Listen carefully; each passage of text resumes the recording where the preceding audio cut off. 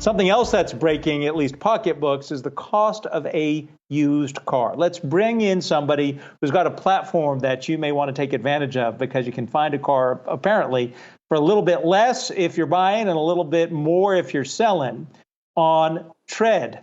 And the founder and CEO, Grant Feek, joins us now to talk about this. I went to the site today, by the way, and what was interesting to me, because I'm a car nut and I love to just look at car prices, nothing older than essentially like 1999. What are you seeing on the site as far as people transacting? Thanks for having me. I would say a couple of trends that are very obvious right now. There's sort of one that we see as possibly sticking around and sort of an accelerant of what was already happening, and another one that we see is a little bit more of a short-term shock. But firstly, I would say obviously we've been going through a pandemic over the last year plus, and it's clearly increasing the velocity at which consumers are interested in basically transacting with their phone or from their couches for used vehicles, as well as other types of goods, to maybe try to stay away from crowds, whether that's the retail environment, the dealership, the DMV, what have you. We've seen a enormous growth that we've never seen anything close to over the last year or so, and we do believe to some degree this is sort of an acceleration of a trend that was already happening. Then the second thing I would say would be obviously used car prices are rising quickly. And so, the Manheim Index, I believe it was something like, don't quote me on this, but, something like mid-single digit percent, like 5% in May, and about 50% year over year in terms of increases in used car valuations right now.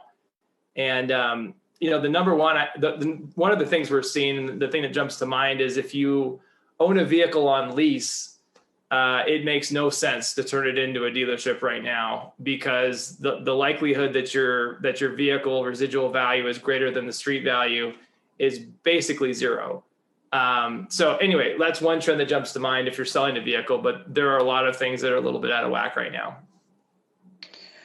Grant, you mentioned the massive spike that we've seen in the price of used cars. I'm curious, just on your platform, how large of a jump have you seen just in terms of the average price of a car that's sold?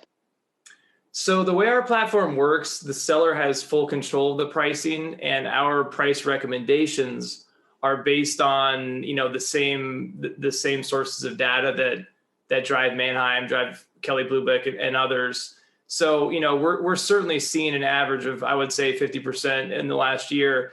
But of course, there's a lot of standard deviation model to model. So the OEMs, the manufacturers that you're hearing about, obviously chip shortages with Ford, et cetera, we certainly see more of a spike, with those sorts of vehicles, because, there's just no supply on the new side. And so consumers that traditionally would be purchasing new vehicles are more or less forced to purchase used, which just further increases demand for used. Demand was already high because you have stimulus checks going to consumers, which oftentimes are spent on vehicles. You have people now that the pandemic has abated a little bit wanting to travel. It's just sort of a perfect storm of lots and lots of demand with very little supply. I saw an Audi A7. I think it was a 2017 or 18. So my taste exceeds my wallet. But beautiful car. But are you worried that, there are the established platforms already that people are already familiar with. Is it going to be hard to catch up to them, or are you offering something that they don't offer that's going to make it hard for them to keep up with you? Well, so we don't necessarily consider ourselves direct competitors with anyone, because there isn't, in my mind, there isn't really anyone that does quite what we do, in the sense that we are allowing consumers to transact with the advantages of the dealership, which is the assurance, the fraud protection, the quality assurance, the payment conveniences, financing and warranties and gap coverage, those sorts of things, with the advantages of the private market transaction, which is just that you're going to get a lot more value on either side of the transaction. So we actually are increasingly sort of becoming more of an enterprise company. We're partnering with a lot of other pre-existing marketplaces to power sort of their platforms, sort of being a PayPal to their eBays, if you will.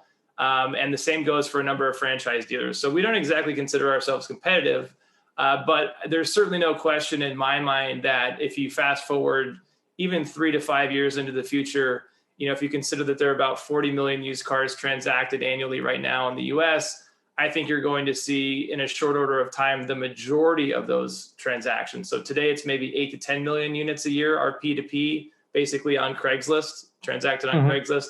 We think that that's going to become 20 plus million in a very short period of time when people realize that, hey, there's an easier way that I can just use my phone and go meet somebody and transact a vehicle, get payment conveniences, don't have to step foot at the dealership, don't have to step foot at the DMV, compliance, fraud, all these things are sort of taken care of. So we do see it as the future, whether it's called Tread or not, who knows? We're happy to help others power their efforts.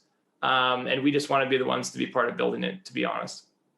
It's fascinating, and I'm a car nut, so I look forward to watching you succeed. Grant Feek is Tread founder and CEO. Thank you for joining us here on Yahoo Finance.